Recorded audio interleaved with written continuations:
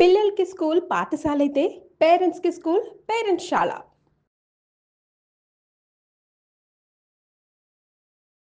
కర్ణాటక ధర్మస్థలలో ఒక్కొక్క చోట ఒక్కొక్క రకంగా ఎముకలు బయటపడుతున్నాయి. అసలు ఇవన్నీ నిజంగానే చంపి అక్కడ పడేశారా? లేదు చంపి అత్యాచారం చేసి మరి అక్కడేమన్నా వేశారా? ఎలా అసలు ఇవన్నీ గూడా అన్ని శవాలు అలా ఎలా వచ్చాయి అక్కడకు? నిజంగానే బయటపడుతున్నవన్నీ అప్పట్లో మిస్సింగ్ అయిపోయిన వాళ్ళవేనా? కాదా? ఇవన్నీ చంపివేశారా? లేదంటే తమకు తామే చనిపోయారా? ఇవన్నీ విచారణలో బయటపడాల్సినటువంటి అంశాలు. అయితే ఇదే విషయం మీద ప్రస్తుతం మనతో పాటు మాట్లాడేందుకు లైవ్ కాల్‌లో అందుబాటులో ఉన్నారు ప్రముఖ పండితులు ప్రదీప్ జోషి గారు. ఆయనతో మాట్లాడదాం ఒకసారి. సార్ నమస్తే అండి. నమస్తే అండి. శ్రీమాత్రే నమః. ఆహ్, సార్ ఒక విషయం చెప్పండి. జనరల్‌గా ఏంటంటే శైవ క్షేత్రాలు ముఖ్యంగా ఎక్కడైతే శివుడు కొలువై ఉంటాడో ఆ క్షేత్రాల్లో తమకు తామే ఆత్మార్పణ చేసుకోవటం, శివైక్యం చెందామని చెప్పేసి, చెందాలి అని చెప్పేసి కొంతమంది కోరుకుంటూ ఉంటారని అంటారు. సేమ్ టైము చాలా క్షేత్రాల్లో అది శైవ క్షేత్రం కావచ్చు, వేరే క్షేత్రాలు కూడా బలి ఇస్తారు అని అంటారు. ఆ బలి అలా ఏమన్నా జరిగుండొచ్చా? లేకపోతే తమకు తామే ఆత్మార్పణం చేసుకొని ఉండొచ్చా? లేదు అంటే ఇది నిజంగానే హత్యాచారాలు జరిగుండొచ్చా? ఏది జరిగుండొచ్చు అని మీరు అనుకుంటున్నారు అసలు? శ్రీ గురుభ్యో నమః. శ్రీమాత్రే నమః. ఇప్పుడు ధర్మస్థలానికి సంబంధించి నేను చాలా రీసెర్చ్ చేశాను. నేను అక్కడనే చదువుకున్నాను కూడా. ఓహ్! ధర్మస్థలం అనేది అదొక మహాపుణ్యక్షేత్రం. నేను అక్కడనే మణిపాల్ యూనివర్సిటీలోనే చదువుకున్నాను నేను. అక్కడనే ఎంఎస్సీ యోగా థెరపీ చేశాను. ఓకే. చాలా సార్లు ధర్మస్థలం వెళ్ళాము. ఆ క్షేత్రంని కూడా మేము చూడడం జరిగింది. మొట్టమొదటిగా ఈ దీన్ని అంతా కూడా చాలా మంది న్యూస్ ఛానల్స్ వాళ్ళు ఊహాజనితంగా ఊహాపోహం. ఎందుకోసమంటే ఒక్క వ్యక్తి అయితే స్టేట్మెంట్ అయితే ఇవ్వడం జరిగింది. నేను ధర్మస్థల క్షేత్రంలోనే అంటే ఆ టెంపుల్ దానికి సంబంధించిన దాంట్లోనే పనిచేశాను. నేను ఏదైతే గనక క్లీన్ చేసే డిపార్ట్మెంట్ లో పనిచేశాను. ఆ పని చేసినప్పుడు నాకు చాలా మంది ఎన్నో చనిపోయిన శవాలు నాకు ఇచ్చి వాటిని ఊడ్చేయమని చెప్పేవాళ్ళు. దానికి పేరు, ఊరు ఏమీ చెప్పకుండా టెంపుల్ కి సంబంధించిన కార్యవర్గంలో ఉన్నటువంటి వాళ్ళే ఇది ఇచ్చేవాళ్ళు అని చెప్పి ఆయన స్టేట్మెంట్ అయితే ఇవ్వడం జరిగింది. అది కన్నడలో ఉంది. అది డీటెయిల్డ్ వీడియో కూడా నేను చూడడం జరిగింది. అందులోపల క్లియర్ గా పేపర్ ఆయన ఏదైతే కంప్లైంట్ ఏదైతే రాశారో, నేను ఆ టెంపుల్లో 10 సంవత్సరాలు పనిచేశాను. ఆ 10 సంవత్సరాలు పనిచేసినప్పుడు ఆ టెంపుల్ కి సంబంధించిన ఏదైతే కార్యవర్గం వాళ్ళ పేర్లు చెప్పాలి, పేర్లు మెన్షన్ చేయాలి. దేవాలయానికి సంబంధించిన వాళ్ళే ఈ శవాలను ఇచ్చారు అని మాత్రం చెప్పడం జరిగింది. వాటిని నేను పూడ్చబెట్టడం జరిగింది. ఇది అతను చేస్తున్న ఆరోపణ మాత్రమే. అది ఎంతవరకు వాస్తవం అనేది ఇప్పటికీ ఎవరికీ తెలియదు. ఇవన్నీ ఆరోపణలు. అందుకోసమంటే చట్టము చాలా పెద్దది, చాలా గొప్పది. మొదలే మనము ఆత్మహత్యలు జరిగాయా, లేకపోతే హత్య చేశారా, మానభంగాలు చేశారా అనేది మనం నిర్ధారించడానికి అయితే లేదు. ఒక వ్యక్తి ఇచ్చినటువంటి స్టేట్మెంట్ అది. అది ఇంకా నిజ నిర్ధారణ అయితే జరగలేదు. అంటే దానికి అనుగుణంగానే కదా సార్ ఇప్పుడు కొన్ని చోట్ల ఎముకలు బయటపడ్డాయి, కొన్ని చోట్ల సగం అస్థి పంజరాలు బయటపడినటువంటి పరిస్థితి ఉంది. అవి చిన్నపిల్లవి అంటున్నారు ఒక చోటేమో లేడీస్వే అని అంటున్నారు. ఇవన్నీ ఇప్పుడు అతను ఎక్కడెక్కడైతే ప్లేసులు చూపిస్తున్నాడు స్పాట్స్, అక్కడ 2 చోట్ల బయటపడినటువంటి పరిస్థితి ఉంది కదా. నేను అదే స్టేట్మెంట్ ఇప్పుడు చెప్పబోతున్నాను. ఇది ఏం జరిగింది అంటే 1985 తర్వాత ఈ క్షేత్రానికి ప్రాశస్త్యం ఎక్కువగా రావడం జరిగింది. 1994, 2000 వరకు ఈ క్షేత్రానికి ఏంటంటే జైన్స్ ఎక్కువగా వచ్చేవారు. ఎవరు? జైన్స్. ధర్మస్థల మన హిందువులకే కాదు, జైనులకు కూడా ఈ దేవస్థానం లోపల చాలా ప్రాశస్త్యం ఉంది. అది బాగా ఫస్ట్ మీరు గుర్తుపెట్టుకోవాలి. జైన్ ఈ మధ్య మీరు ఇండోర్ లో ఒక ఇన్సిడెంట్ జరిగింది. వాళ్ళ పేరెంట్సే వాళ్ళ కూతురు చనిపోవడానికి వాళ్ళ పేరెంట్సే ఆమోదం తెలిపి వాళ్ళ కూతుర్ని వాళ్ళ పేరెంట్సే చంపేశారు. ఇండోర్ లో ఒక ఇన్సిడెంట్ జరిగింది ఈ మధ్య కాలంలో. మీకు అది లింక్ నేను తర్వాత పంపిస్తాను. ఇది ఒక 12 ఏళ్ల పిల్ల, ఆమె గుండె రోగంతో బాధపడుతుంది. జైన్స్ సిస్టమ్ లో ఒక సిస్టమ్ ఉంటుంది ఏంటంటే ఆత్మార్పణం చేసుకోవడం అనేది జైన్స్ లో ఒక కల్చర్ ఉంటుంది. వాళ్ళకి సంబంధించిన జైన్ కల్చర్ లో సూత్రం లోపల ఏంటంటే తమ శరీరాన్ని భగవంతుడికి అర్పణ చేసుకోవడం అనేది ఒక జైన్ లో ఒక సిస్టమ్ ఉంటుంది. వాళ్ళు నిరాహారులు అయిపోయి ఎలాంటి ఆహారం తినకుండా, నీళ్లు తినకుండా వాళ్ళు శివార్పణం చేసుకునేటట్టుగా, అంటే వాళ్ళు నమ్ముతారు, ఆ సిస్టమ్ నమ్ముతారు జైన్స్. ఓకే. సో అదే విధంగా ఒక అమ్మాయికి గుండె రోగం వస్తే వాళ్ళ తల్లిదండ్రులే వాళ్ళ కూతుర్ని వాళ్ళు చంపేశారు. ఉమ్, ఉమ్. తర్వాత చాలా మంది ఆ, ఈ ఎవరైతే చిన్నపిల్లలకు సంబంధించిన సంరక్షణ సమితులు ఉంటారో వాళ్ళందరూ ఇండోర్ కోర్టులో హైకోర్టులో కంప్లైంట్ చేయడం జరిగింది. తర్వాత దానికి సంబంధించి ఒక జడ్జిమెంట్ కూడా వచ్చింది, అది మీకు Okay. పంపిస్తాను, అది చెప్పండి. ఆ. ఇప్పుడు ఇది జైన క్షేత్రం కూడా. ఇప్పుడు సార్, కాశీలో కూడా మదనపల్లిలో చాలా కూడా మంది ఒకసారి ఇన్సిడెంట్ జరిగింది కదా ఇలాగే, ఇద్దరు అక్క చెల్లెల్ని మదనపల్లి తల్లి. అది అది కైండ్ ఆఫ్ అది కూడా ఒక ఇమ్మెచ్యూర్ ఇది. వాళ్ళు ఏవో చదువుకొని ఆత్మహత్య చేసుకుంటే మనము స్వర్గానికి వెళ్తాము, మనకు పునర్జన్మ ఉండదు అనే కరెక్ట్. దాంతో అలేఖ్య అనే ఒక అమ్మాయి వాళ్ళ పేరెంట్స్ తో కలిసి, ఇంకా వాళ్ళు ప్రొఫెసర్లు, వాళ్ళ పేరెంట్స్ అవును, కరెక్ట్. వాళ్ళు అట్లా ఆత్మహత్య వాళ్ళ కూతుర్ని వాళ్ళు చంపి వాళ్ళు ఆత్మహత్య చేసుకోవడం అనేది జరిగింది. అవును. ఇదైతే అసలు అది ఇమ్మెచ్యూర్డ్. ఇక్కడ కూడా కొంచెం ఇమ్మెచ్యూరిటీ ఉంది. ఎందుకోసం అంటే కాలం మారుతున్న కొద్దికి మనుషులు మనం కూడా మారుతూ ఉంటారు. ఉమ్, అలా మారరు, కాలకు మారుతున్న కొద్దిగా పాత సిద్ధాంతాలు అట్లాగే పెట్టుకొని కొంతమంది ఉంటారు, ఉమ్. కొంతమంది అవిజ్ఞానకంగా ఉంటారు. అందరూ ఏం చెప్తున్నారు, ధర్మస్థలంలో ఇవి చనిపోతున్నారు చెప్తున్నారు. మీరు రీసెంట్ గా ధర్మస్థలంలోనే ఎవరైతే కనుక ధర్మస్థలం గ్రామ పంచాయతీ సర్పంచ్ ఎవరైతే ఉన్నారో ఆ సర్పంచ్ చెప్పింది కూడా మీరు వింటే మీకు తెలుస్తుంది. అక్కడ చాలా మంది వచ్చి ఆత్మార్పణం చేసుకుంటున్నారు, ఓకే. నేత్రావతిలో పడి చనిపోతున్నారు. సో అదేం చేశారు అంటే అప్పటి వరకు ఒక కమిటీ ఏం లేకుండే, గ్రామ కమిటీ అంటూ దీని గురించి పెద్దగా ఎవరు ఆలోచించకపోతుండే. ఆహా. 2002, 2005 తర్వాత ఉమ్, వీళ్ళు ఒక నిర్ణయానికి వచ్చారు, ఇక్కడ మరణాలు ఎక్కువగా జరుగుతున్నాయి కాబట్టి వాటన్నిటిని కూడా తప్పకుండా లోకల్లో ఉండేటువంటి పోలీసులకు ఇన్ఫార్మ్ చేయాలి, లోకల్లో ఉండేటువంటి రెవెన్యూ ఎవరికి సంబంధించి ఉంటారో వాళ్ళు పంచనామా చేయాలి, చేసినాక అవి అనాథ శవాలను డిక్లేర్ చేసిన తర్వాత ఫోటో తీసుకొని వాళ్ళ గుర్తులు అవి తీసుకొని తర్వాత వాటిని కాల్ చేయాలో పూర్తి చేయాలో అని చెప్పి వాళ్ళు అక్కడ నిర్ణయం తీసుకోవడం, గ్రామ సభలో నిర్ణయం తీసుకోవడం జరిగింది. ఓకే. ఇది ఎవరు చెప్పట్లేదు, అది రీసెంట్ గా స్టేట్మెంట్ కూడా ఇచ్చారు. ఈ మరణాలు ఏంటి అంటే కనుక అంటే అది ఏం జరుగుతుంది అనేది నేను చెప్పడానికి అయితే లేదు, అది వాళ్ళు పోలీసులు నిర్ణయం చేస్తారు. వాళ్ళు ఏదైతే సిట్ ఏదైతే వేశారో వాళ్ళు దర్యాప్తు చేసి నిర్ణయం చేస్తారు.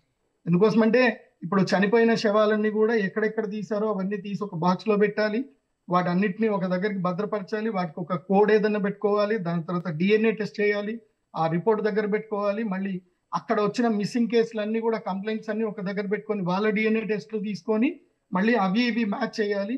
ఇదంతా లాంగ్ ప్రాసెస్, ఒక 3 years ప్రాసెస్ అవుతుంది. ఇప్పుడెట్లయితే తేలేదైతే కాదు, ఇది చాలా పెద్ద లాంగ్ ప్రాసెస్. కాకపోతే ఆయన ఇప్పటికీ పేరు చెప్పట్లే, ఆయన ఇవన్నీ చెప్తున్నాడు కానీ పేరు చెప్పట్లేదు. ఎగ్జాక్ట్లీ పేరు చెప్పట్లేదు. పేరు చెప్తే ఏముంది, దర్యాప్తు అక్కడి నుంచి కూడా స్టార్ట్ చేస్తారు కదా, క్లూ స్టార్ట్ అవుతుంది కదా. బట్ అతను పేరు డిస్క్లోజ్ చేయట్లేదు. ఇదేదో పొలిటికల్ గా అయితే నాకైతే అనిపిస్తుంది. మీరు కాశీకి పోయినా తర్వాత వేరే ఏమైనా కొన్ని పుణ్యక్షేత్రాలు ఉంటాయి, అక్కడికి పోయినా సరే ఈ మనస్సు బాగా లేనటువంటి వాళ్ళు, కుటుంబంలో కలహాలు గొడవలు పెట్టుకునేటువంటి వాళ్ళు కొంతమంది అక్కడికి వచ్చి వాళ్ళు సూసైడ్ చేసుకుంటారు. చాలా మంది ఎక్కడో సూసైడ్ చేసుకునే బదులు పుణ్యక్షేత్రంలో సూసైడ్ చేసుకుంటే మనకి ఏదైనా పుణ్యం దొరుకుతుందేమో, కనీసం ఇంకోసారి ఇట్లాంటి జన్మ రాదేమో అన్న ఆలోచనలో మోస్ట్లీ సూసైడల్ టెండెన్సీ ఎక్కువ ఉండేటువంటి వాళ్ళు కూడా ఉంటారు. అది కూడా ఛాన్సెస్ ఉన్నాయి. సో కొంతమంది సూసైడ్ చేసుకొని ఉండొచ్చు, కొంతమంది నదిలో కొట్టుకొని రావచ్చు, ఏదైనా జరగవచ్చు. కాకపోతే ఇవి పంచనామా జరగనటువంటి శవాలు ఇవి. వీటి విషయంలో ఎట్లయినా నిజ నిర్ధారణ అయితే జరగాలి. కాకపోతే మీరు ఇప్పటికీ మీ రిపోర్టర్ అక్కడ ఉంటే కనుక వెళ్ళి గ్రామ సర్పంచ్ తోటి ఇంటర్వ్యూ చేపియండి. గ్రామ సర్పంచ్ క్లియర్ గా మొన్న స్టేట్మెంట్ కూడా ఇవ్వడం జరిగింది. ఇక్కడ చాలా మంది జైనులు కొంతమంది వచ్చి ఇది పుణ్యక్షేత్రము ధర్మస్థల, ఇక్కడ మా ప్రాణం పోతే బాగుంటుంది అని అనుకొని కొంతమంది దుఃఖంలో ఉండేవాళ్ళు వచ్చారు, ఇక్కడ ఆత్మహత్య చేసుకుంటున్నారు, చనిపోతున్నారు. వాళ్ళు ఏ రకంగా చేసుకుంటున్నారో తెలీదు. మేము కొన్ని సంవత్సరాల క్రితము ఇవి జరిగినప్పుడు మేము పోలీసుల ద్వారా దీని యొక్క సిస్టమ్ చేయాలి, పంచనామా చేయాలని చెప్పి చేయడం జరిగింది. కాబట్టి ఇప్పుడే ఎవరు కూడా నిజ నిర్ధారణకు రాకండి. ఎందుకోసమంటే మీరు బాగా గుర్తుపెట్టుకోండి, మొత్తం భారతదేశంలో జాగ్రత్త వినండి, మొత్తం భారతదేశంలో ఏ దేవస్థానం కూడా ఎడ్యుకేషనల్ ఇన్స్టిట్యూషన్స్ కట్టలేదు, ఏ దేవస్థానం కూడా హాస్పిటల్స్ కట్టలేదు. ఈ ఒక్క దేవస్థానం మాత్రమే ధర్మస్థల హెగడే గారు ఎవరైతే ఉన్నారో ఆయన ఆధ్వర్యం లోపల ప్రతి కర్ణాటకలో ఆల్మోస్ట్ ప్రతి జిల్లాలోనూ ఉడిపి, శివమొగ్గ డిస్టిక్ లో, మంగళూరులో అక్కడక్కడ కూడా ఎన్నో ఇంజనీరింగ్ కాలేజెస్ కట్టారు, ఎన్నో హాస్పిటల్స్ కట్టారు, ఎన్నో స్కూల్స్ కట్టారు. వాటి ద్వారా కొన్ని లక్షల మంది విద్యార్థులకు ఉపాధి దొరుకుతుంది. కొన్ని లక్షల మంది, వీళ్ళు కూడా కాదు, లక్షల మంది విద్యార్థులు ప్రతి సంవత్సరం బయటకు వస్తున్నారు. చాలా మందికి ఉచిత ఉచిత ఆరోగ్యము సంబంధించిన ట్రీట్మెంట్లు కూడా ఫ్రీగా ట్రీట్మెంట్ చేస్తున్నారు, నామినల్ ఫీజు తోటి చేస్తున్నారు. సో వాళ్ళు మెడికల్ కాలేజ్ కూడా ఎస్టాబ్లిష్ చేశారు. They are giving treatment to many people. ఒక మంచి పని చేస్తున్నప్పుడు వాళ్ళ మీద బురద పోయడం కూడా చాలా మంది ట్రై చేస్తారు. పద్మభూషణ్, పద్మవిభూషణ్ అవార్డులు ఊరికే ఇవ్వరు. వాళ్ళు ఎంతో గ్రౌండ్ లెవెల్లో ఎంక్వైరీ చేసిన తర్వాత మాత్రమే, వాళ్ళకి ఎలాంటి క్రిమినల్ బ్యాక్గ్రౌండ్ లేకపోతే మాత్రమే ఇస్తారు. నేను చెప్పేది ఏంటంటే, ప్రజలు, మీడియా వాళ్ళు కూడా ఈ విషయంలో ఓపిక్గా న్యాయము ఏదైతే కనుక జడ్జిమెంట్ వచ్చేంత వరకు వెయిట్ చేయండి. ఇది మానభంగాలు జరిగినాయని, అవి జరిగినాయని వాళ్ళు ఇచ్చిన స్టేట్మెంట్ కి మీరు నిజ నిర్ధారణకి మీరు జడ్జిమెంట్ ని ఆపాదించకండి. Let come the judgement, let come the, అవి రానివ్వండి, ఒరిజినల్ రిపోర్ట్స్ రానివ్వండి. అప్పటి వరకు అయితే నేను అనుకుంటుంది అయితే కనుక, నేను చూస్తున్నది ఏంటంటే, అక్కడ జైన్లు ఎక్కువగా వెళ్తారు. జైన్స్ వెళ్ళేటువంటి తీర్థక్షేత్రాల్లో ధర్మస్థల టాప్ 10 లో ఉంటుంది. జైన్స్ కి సంబంధించి ఉంటుంది, టాప్ 10 ఉంటుంది. వాళ్ళు నిరాహారము అనేటువంటిది ఒక దీక్ష తీసుకుంటారు. అలా నిరాహార దీక్ష తీసుకునేటువంటి వాళ్ళు కొంతమంది ఆత్మార్పణం కూడా చేసుకోవచ్చు. అలాగని చెప్పి ఈ మానభంగాలు జరగలేదనో, చిన్నపిల్లలు చనిపోలేదనో చెప్పడానికి లేదు. అవి నిజ నిర్ధారణ అయితే జరగాలి. కాకపోతే ఇది ధర్మానికి మాత్రం ఎవరు ఆపాదించకండి. ఇది కొంతమంది మనుషుల్లో ఉండేటువంటి రాక్షసత్వంతో చేసినటువంటి తప్పులు కాబట్టి, ఇది ధర్మస్థలానికి, ధర్మస్థల క్షేత్రానికి దీనికైతే సంబంధం లేదు. ఆ క్షేత్రము చాలా మహాత్మ్యమైనది. మంజునాథుల వారు, ఆ క్షేత్రం గురించి చాలా మంది తెలుసుకోవాలి. మంజునాథుడు అనేటువంటి ఒక, ఎవరైతే గనక అనామకుడు, అతను భగవంతుణ్ణి నమ్మడు, అతను నాస్తికుడు. అతను అలాంటి వ్యక్తి భగవంతుని యొక్క దర్శనం అయ్యి అతను భగవంతుని ఆరాధించడం అనేది జరిగింది. మంజునాథుడు అనేటువంటి వ్యక్తి ఒక ఆటవికుడు. ఆయనకి వేటాడము తప్ప ఏమి తెలియదు. ఆయనకి కనీసము అగ్రికల్చర్ చేయడం కూడా తెలియదు అతనికి. అలాంటి ఆటవికుడికి ఎట్లాగైతే మనకి భక్త కన్నప్ప ఎట్లా శ్రీకాళహస్తిలో, అట్లాగే ధర్మస్థలంలో కూడా మంజునాథ, ఆ మంజునాథుని యొక్క దివ్యత్వం వల్ల ఆ మంజునాథుడు ఒక రాయిని తీసుకొచ్చి అక్కడ పెట్టడం జరిగింది. అక్కడ నుంచి మంజునాథుని యొక్క వంశస్థులందరూ కూడా పూజ చేయడం జరిగింది. వాళ్ళే హెగడే వంశస్థులు అని ఉంటారు. హెగడే వంశస్థులు పూజ చేయడం జరిగింది. తర్వాత వ్యాసరాజ తీర్థులు, అంటే ఈ యొక్క ఉత్తరాది మఠానికి సంబంధించిన మధ్వ సాంప్రదాయానికి సంబంధించిన వ్యాసరాజ తీర్థులు అక్కడికి వచ్చినప్పుడు, మీరు శాస్త్రోక్తంగా ఇక్కడ పూజ చేయట్లేదు, ఇక్కడ చాలా మహిమ ఉంది, ఈ విగ్రహంలో దోషం ఉంది కాబట్టి ఈ యొక్క విగ్రహాన్ని తీసి మళ్ళీ మంత్రోక్తంగా ఇంకో విగ్రహం ప్రతిష్టాపన చేయండి అని చెప్తేనే అప్పుడు మంజునాథేశ్వరుడు అని చెప్పి ఇంకొక విగ్రహం ప్రతిష్టాపన చేయడం జరిగింది. అప్పటి నుంచి 3 సిస్టంలు వచ్చాయి అక్కడ. హెగడే వంశస్థులేమో అధికారంలో ఉండాలి, జైనులేమో ప్రాధికారంలో ఉండాలి. అంటే సెకండరీ కేటగిరీలో టీమ్ లో ఏదైతే కనుక జైన్స్ కూడా ఉండాలి. ఎందుకోసం అంటే తీర్థంకర క్షేత్రము అంటారు దాన్ని, తీర్థంకర క్షేత్రం. అక్కడ తీర్థంకరుడు అక్కడనే ఉన్నాడు. జైన్స్ కి సంబంధించిన తీర్థంకరుడు ముక్తిని పొందిన అక్కడనే. అందుకే అక్కడ జైన్ టెంపుల్ కూడా కనిపిస్తుంది. తీర్థంకరుడి యొక్క 12 ఫీట్ల విగ్రహం కూడా అక్కడ ఉంటుంది. అది హెగడే వాళ్ళ ఈ క్షేత్రానికి సంబంధించిన చైర్మన్ ట్రస్టీయే. అక్కడ పాత ఏవైతే ఆ చుట్టుపక్కల ప్రాంతంలో ఉండేటువంటి మన ఏన్షియంట్ హెరిటేజ్ కి సంబంధించిన రథాలు కానివ్వండి, తర్వాత వంట పాత్రలు కానివ్వండి, ఆయుధాలు కానివ్వండి, తర్వాత తాళపత్ర గ్రంథాలు కానివ్వండి, వీటన్నిటిని కూడా కలెక్ట్ చేసి అక్కడ ఒక మ్యూజియం కూడా పెట్టారు. అక్కడ ధర్మస్థలకు వెళ్ళిన ప్రతి ఒక్కరు కూడా ఆ మ్యూజియం కూడా చూడండి. తీర్థంకరుడి యొక్క విగ్రహం కూడా అక్కడ ఉంటుంది. ఎట్లాగైతే బాహుబలి అని ఒకటి ఉంటుంది, అక్కడనే పుత్తూరు, ఈ ధర్మస్థల క్షేత్రానికి ఒక 45 కిలోమీటర్ల దూరంలో ఒక ప్లేస్ ఉంటుంది. ఆ ప్లేస్ లో కూడా ఒక పెద్ద విగ్రహం ఉంటుంది, బాహుబలి విగ్రహం ఉంటుంది, ఈ జైన్ కి సంబంధించింది. సో ఇక్కడనే తీర్థంకరుడి యొక్క విగ్రహం కూడా ఉంటుంది. కొంతమంది జైన్స్ లో ఏంటంటే ఇదేంటంటే తీర్థంకరుడు ఇక్కడనే శరీరాన్ని వదిలాడు కాబట్టి మేము కూడా ఇక్కడనే వదులుతామని కొంతమంది అనుకుంటూ ఉంటారనేది కూడా మనకి అక్కడ హిస్టరీ బుక్స్ లో కూడా ఉంది. కాబట్టి ఇవి అనాథ శవాలు అయితే అక్కడ ఎక్కువగా వస్తున్నాయి. రీసెంట్ గా చెప్పిన స్టేట్మెంట్ ఏంటంటే అనాథ శవాలు వస్తున్నాయి. సో అప్పట్లో ఇంత డెవలప్మెంట్ లేదు కాబట్టి టెంపుల్ కమిటీ వాళ్ళు అనాథ శవాల్ని పూడ్చమని చెప్పి ఉండొచ్చు. అది ఇందాక మీరు కూడా క్వశ్చన్ లో ఉండొచ్చా, చెయ్యొచ్చా అని, మీరు వచ్చా అని మీరు ఎట్లాగైతే హైపోథెసిస్ లో ఉన్నారు, నేను కూడా హైపోథెసిస్ లో ఏం చెప్తున్నాను అంటే ఉండొచ్చు. మేబీ అనాథ శవాలు తీసుకెళ్లి అక్కడ పాతి పెట్టి ఉండొచ్చు. కాకపోతే నిజ నిర్ధారణ జరిగేంత వరకు మాత్రం మనం ఆ దేవస్థానం మీద బురద జల్లడం కానీ, ఎవరో దీని వెనుకున్నారు అంటే అందరు కూడా పేరు చెప్పట్లేదు కానీ ఆయన పెద్ద ఆయన ఉన్నాడేమో అనేటట్టుగా కొంతమంది కావాలని ఇంకెక్కువగా దీన్ని నెగిటివ్ మోడ్ లో చేస్తున్నారు. ట్రూ కమ్స్, నిజ నిర్ధారణ జరగని, Hmm. విచారణ అనేది జరగని, అసలు ఏం జరిగింది అనేది తెలుసుకున్న తర్వాత, ఇప్పుడు నేను ఆల్రెడీ ఉగాది పంచాంగ శ్రవణం అప్పుడు చెప్పడం జరిగింది, this is the judgement year. ఈ విశ్వావసునామ సంవత్సరం జడ్జిమెంట్ ఇయర్. ఎన్నో దేవస్థానాల్లో ఎక్కడెక్కడ కుంభకోణాలు ఉంటాయో అన్ని బయటపడతాయని నేను చెప్పడం జరిగింది. ఓకే. నేను చెప్పినట్టుగా తిరుమల తిరుపతి దేవస్థానంలో జరిగిన లడ్డూల వివాదము బయటకు రావడం జరిగింది. Hmm. చాలా దేవస్థానంలో జరిగిన అవకతవకలు బయటకు వచ్చాయి, ఇంకా వస్తాయి. ఈ this is the judgement year. Next March వరకు చాలా విషయాలు బయటకు వస్తాయి. Okay. ఎందుకోసం అంటే కొంతమంది జీవితంలో తప్పు చేస్తారు, ఎవరికి తెలియదు, మేము సాక్ష్యాలు వదలలేదు అనుకుంటారు. Hmm. తప్పు 12 చేసేవాడు మంది ఎక్కడ ఏదో ఒక రకంగా ఎవిడెన్స్ వదిలిపెట్టే వెళ్తాడండి. తప్పకుండా ఉంటుంది. కాబట్టి this is the judgement year. తప్పు చేసిన ప్రతి ఒక్కడికి శిక్ష పడాల్సిందే. అది ఎవడు అనేది మంజునాథేశ్వరుడే నిర్ణయిస్తాడు, మనం కాదు. ఎందుకోసం అంటే ఆ క్షేత్రానికి సాక్షిభూతము Yeah. శ్రీ మంజునాథేశ్వర స్వామియే. ఆ తప్పు చేసిన వాడు ఎవరో, అది సమూహమా లేకపోతే ఒక వ్యక్తి స్వార్థానికి జరిగిందా అనేది మాత్రం భగవంతుడు తప్పకుండా నిర్ణయం చేస్తాడు.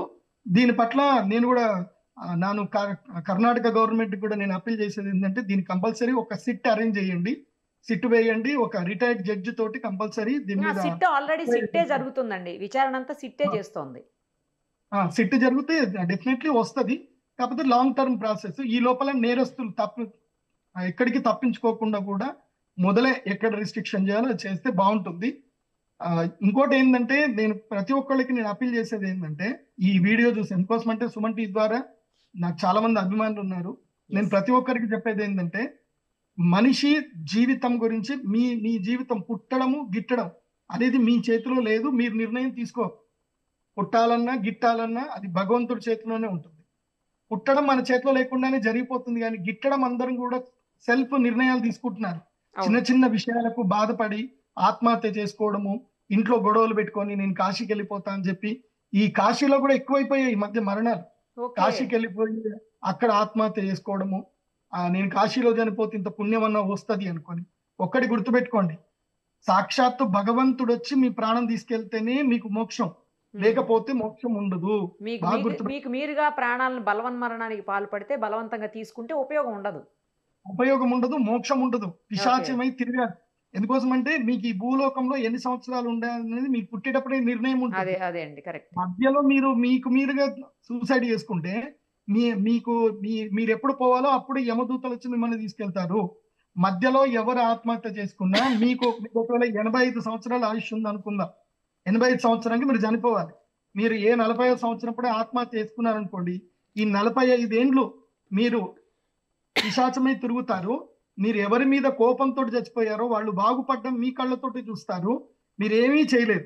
కానీ అన్నిటికీ మీరు చూస్తారు, మీ పిల్లలు పెరగడం చూస్తారు, వాళ్ళ పెళ్లిళ్ళు చూస్తారు, వాళ్ళు బాగుపడడం చూస్తారు, నీ శత్రువు బాగుపడడం కూడా మీరు చూస్తారు. కానీ మీరు ఏమీ చేయలేరు. ఎందుకోసం అంటే చూడడం, భగవంతుడు ఏం చేశాడు, పిశాచ రూపం అంటే అర్థం ఏంటంటే కంటితోడు చూడగలుగుతాడు, వినగలుగుతాడు, కానీ ఏం చేయలేడు. మీరు ఒకళ్ళ మీద కోపంతోటో వాళ్ళ పేరు రాసో మీరు ఆత్మహత్య చేసుకున్నారు, కానీ ఏం ప్రయోజనం ఉండదు. వాళ్ళు చేసిన తప్పులకి జడ్జిమెంట్ ఇచ్చేది కూడా యమధర్మరాజే, భగవంతుడే. మీరెవరు జడ్జిమెంట్ ఇచ్చేటువంటి అధికారం మీకు లేదు.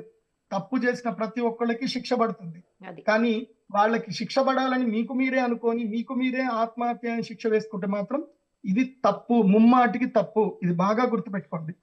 కాబట్టి ఏదైనా పుణ్యక్షేత్రంకి వెళ్ళి చచ్చిపోతాం అనుకోవడం కూడా ఇంకా మూర్ఖత్వం.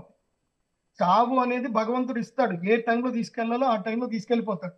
ఇప్పుడు మొన్న విమానం కూలిపోయింది, వాడు ఎవడన్నా ఎక్స్పెక్ట్ చేశాడు చస్తామని చెప్పి? అందరూ భవిష్యత్తు కోరికతోటే లండన్ కి విమానం ఎక్కారు, ఎక్కిన జస్ట్ 1 నిమిషంలో చచ్చిపోయారు అందరు. ఎవరైనా అనుకున్నారు, ఊహించుకున్నారు? ఆ బతికినోడు కూడా అనుకోని ఉండడు.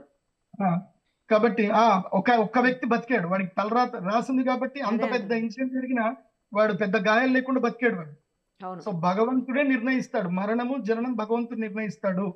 కాబట్టి ఈ ధర్మస్థల ఇన్సిడెంట్ మీద అనవసరమైన అపోహలకు వెళ్ళకండి. ఆ సిట్ ఏదైతుందో వాడి జడ్జిమెంట్ జడ్జి గారి ముందుకు వెళ్ళాలి, జడ్జిమెంట్ రావాలి.